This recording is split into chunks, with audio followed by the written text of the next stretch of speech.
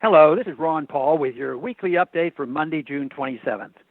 Last week's UK vote to leave the EU may have come as a shock to many, but the sentiment that led British voters to reject rule from Brussels is nothing unique. In fact, it is a growing sentiment worldwide.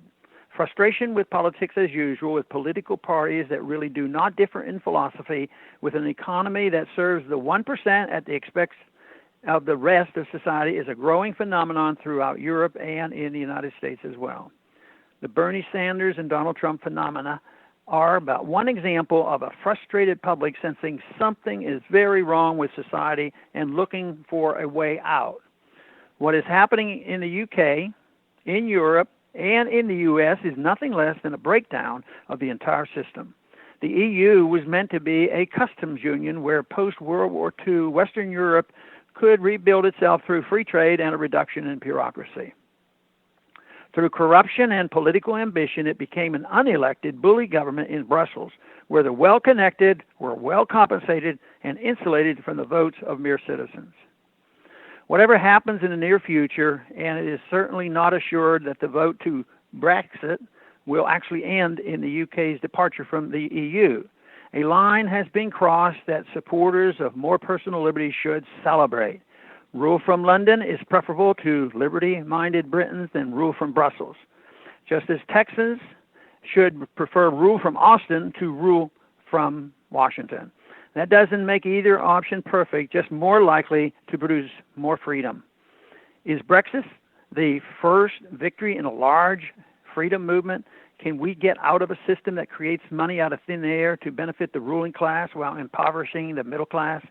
Can we get out of a central bank that finances the wars that make us less safe? Can we exit executive orders? Can we exit the surveillance state, the Patriot Act? Can we exit the NDAA and indefinite detention? Can we exit the U.S. worldwide drone program that kills innocents abroad and makes us ever more hated? If so, we can hope that the U.S. begins to exit the many institutions that threaten our safety and prosperity. Getting out of NATO would be a good first move. This Cold War relic survives only by stirring up conflict and then selling itself as the only position to confront the conflict it churned up. Wouldn't it be better to not go looking for a fight in the first place? Do we really need still another NATO military exercise on the Russian border?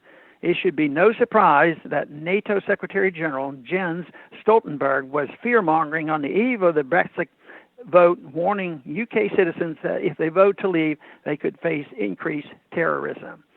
Likewise, the U.S. would do well to exit the various phony free trade agreements that provide advantage to well-connected elites while harming the rest of us. The act of exit is liberating. We should make a longer list of those things we would like to get out of. I am only getting started. Thanks for calling this update. A new update is placed on this number, 888-322-1414, every Sunday. The written text can be found on my Ron Paul Institute website at www.ronpaulinstitute.org and on my Facebook page.